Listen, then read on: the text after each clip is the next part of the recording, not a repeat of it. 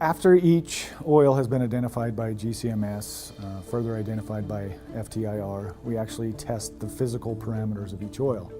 And then the physical testing is a compilation of quite a few different tests. Optical rotation, in which we use a polarimeter, and that tests the chirality of the molecule. Sometimes chiral molecules can be missed on Gcms, so it's another verification. A refractive index, which is done by a refractometer, because each essential oil twists light in a different way. And then the specific gravity, which basically measures the difference in weight between water and the oil. The other piece to the physical testing that we do is the organoleptics. Each oil is unique and it has a specific appearance and aroma and color, and we document those at every receipt of all the samples that we receive. And that is part of our release criteria for each oil.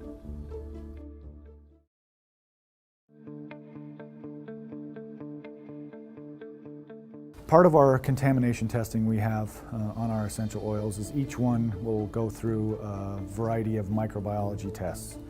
In the microlab, we test for total plate count, and yeast and mold, and salmonella, and E. coli, and Pseudomonas. The microbiologist will swab and plate each media, and then they'll actually count the plates using some specific microbiology techniques. From these tests, we can actually measure the contamination that has been possible in any part of the manufacturing process, all the way back to distillation. The autoclave is a very important and unique instrument in every microbiology lab. What that does is it sterilizes the media used for testing microorganisms, as well as sterilized product that has been tested. We also have a microscope in the microbiology lab in which we use for identifying microorganisms that we may see or grow on some of our petri dishes.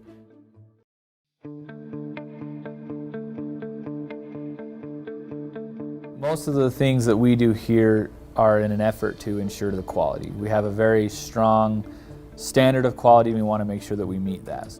The minute the oil arrives, within 24 hours we will take that oil into a sampling room and we will pull samples out of that, and we do various tests to check that oil and its chemical makeup against the specification that doTERRA has set to our suppliers. Then the oil may sit in our warehouse for a couple weeks before we fill it in our production line, so it will stay in its sealed container.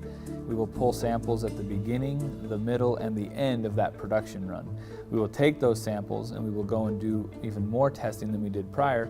So then those test results come back before that oil can even leave this building. Our QA team won't release the oil from this building unless those results come back in and says that the oil is in spec, that it was not contaminated in any way throughout the process. We verify that its quality and that its grade is what it's supposed to be, and then our QA team will sign off on it and allow us to release that product to be shipped.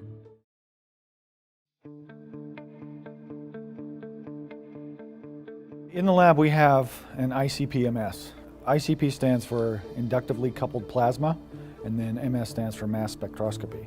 So it's a different form of mass spectroscopy in which we actually atomize our sample down to its elemental form and measure its mass and come up with quantification of the elements within the oil. The instrument is also used for measuring minerals or any other elements that are in some of our other product lines, such as our dietary supplements or nutritional supplements.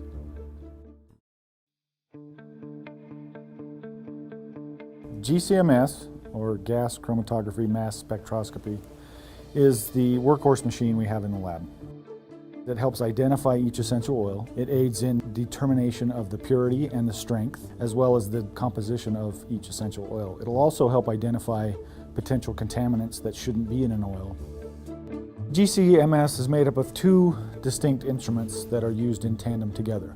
First is the GC, or the gas chromatogram, and what that does is you take your sample and it volatilizes the sample, and from there the sample is actually separated from each other, and large molecules come out first, followed by smaller molecules.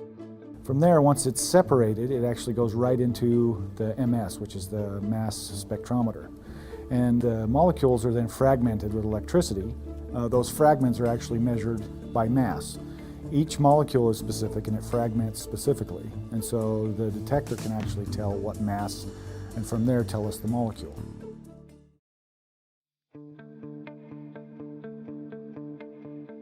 The FTIR, or Fourier Transform Infrared Spectrometer, what that does is it works with our GCMS, and it helps us in identifying each essential oil that we test. It actually measures the infrared spectrum that is unique to each essential oil.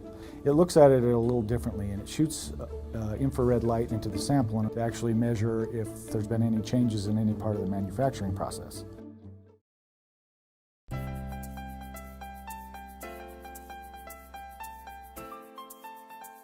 FTIR is a quality control test used to identify the structural components that make up the constituents within an essential oil.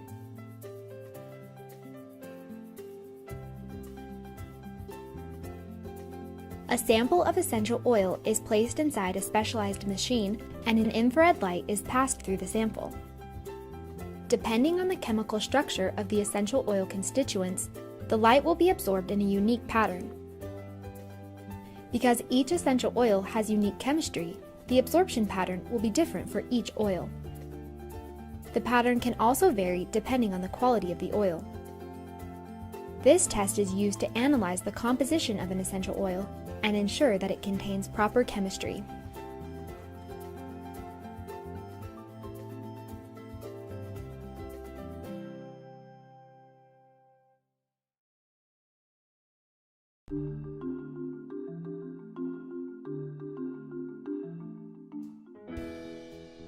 Steam distillation is a process used to collect essential oils.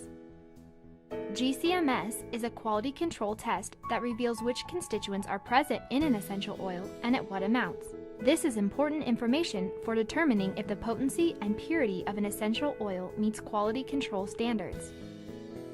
Here is a beaker full of golf and ping pong balls that together represent the raw plant material. Each colored ping pong ball represents a different volatile aromatic compound.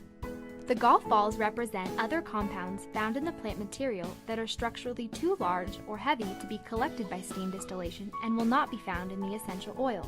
Examples of these compounds are hormones, vitamins, minerals, and proteins. Now water is poured into the beaker representing the process of steam distillation. Only certain balls rise to the surface, just as only volatile aromatic compounds are collected during steam distillation. The floating balls represent the pure essential oil yield. The essential oil is then tested with GCMS testing. This process separates the oil into its constituent parts by sending a sample of the oil through a machine called a gas chromatograph. Within the machine is a narrow tube called a column.